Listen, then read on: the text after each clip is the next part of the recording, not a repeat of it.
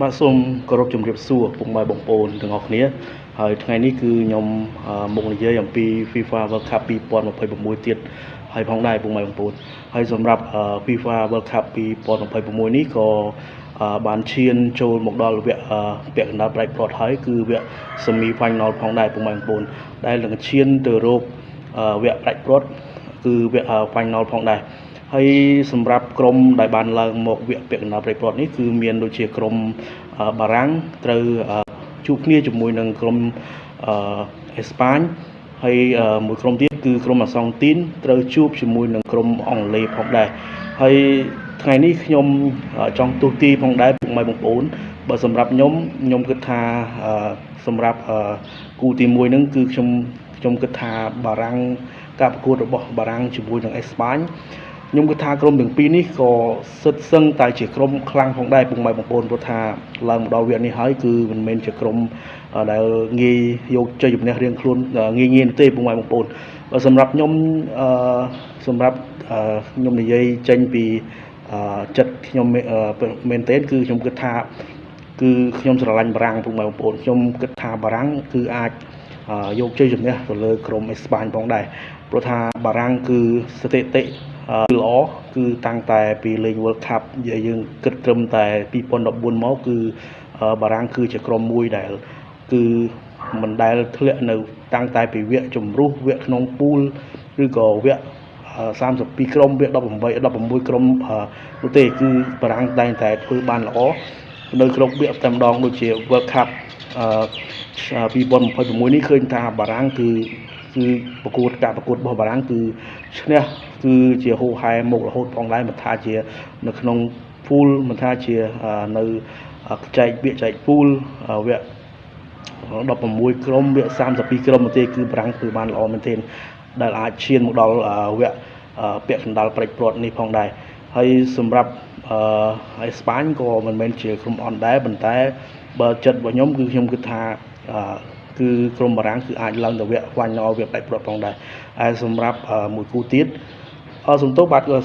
ថ្ងៃទីប្រកួតរបស់ក្រុមបារាំងជាមួយអេស្ប៉ាញគឺប្រកួតនៅក្នុងថ្ងៃទី15គឺ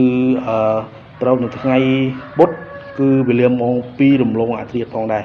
ហើយក្រុមមួយគូទៀតគឺក្រុមអាសង់ទីនគឺជួបជាមួយនឹងក្រុមអង់គ្លេសសម្រាប់មួយគូនេះគឺខ្ញុំស្រឡាញ់ទាំងពីរតែម្ដងទាំងអង់គ្លេសទាំងអាសង់ទីនហើយសម្រាប់ការលេងគឺខ្ញុំបា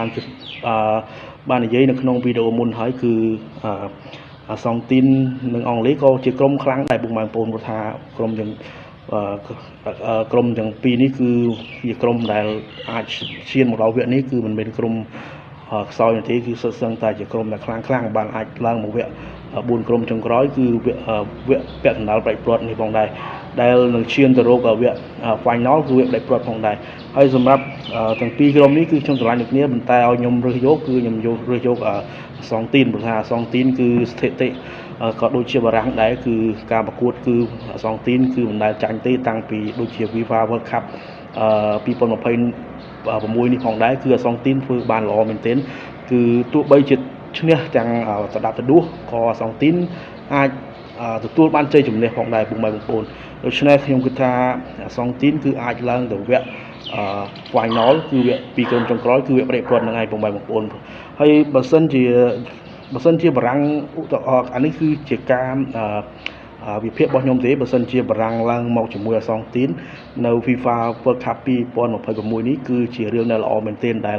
បារាំងក៏ធ្លាប់ជួបគ្នាជាមួយអាសង់ទីនម្ដងរួចមកហើយកាលពី FIFA World Cup 2022នាពេលកន្លងមកផងដែរហើយបើសិនជាជួបគ្នាម្ដងទៀតគឺជារឿងដ៏អស្ចារ្យមែនទែនពុកម៉ែបងប្អូនដែលក្រុមទាំងពីរនេះអាចធ្វើបាននៅស្ថិតិល្អមែនទែនពុកម៉ែបងប្អូនហើយសម្រាប់អាសង់ទីននិងអង់គ្លេសខ្ញុំគិតថាអាសង់ទីននឹងឡើងទៅវគ្គផ្ដាច់ព្រាត់គឺវគ្គ Final ផងដែរពុកម៉ែបងប្អូនបាទពុកម៉ែបងប្អូនហើយការវិភាគរបស់ខ្ញុំក៏មានត្រឹមតែប៉ុណ្ណេះទេហើយសម្រាប់ការវិភាគរបស់ពុកម៉ែបងប្អូនក៏អាចវិភាគបានដែរគិតថាក្រុមណាដែលខ្លួនស្រឡាញ់ក៏អាច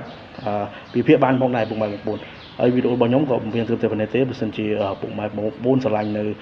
វីដេអូរបស់ខ្ញុំការនិយាយអំពីការវិភាគអំពី World Cup 2026នេះពុកម៉ែបងប្អូនអាចជួយ follow page ជួយ subscribe ទៅ YouTube របស់ខ្ញុំ ម្នាក់មួយបានផងដែរដើម្បីទទួលបានវីដេអូថ្មីៗជាបន្តទៀតបានផងដែរហើយគណៈពេលនេះខ្ញុំបាទសូមអរគុណសូមគោរពលាជួបគ្នានៅវីដេអូក្រោយៗទៀតបាយបាយ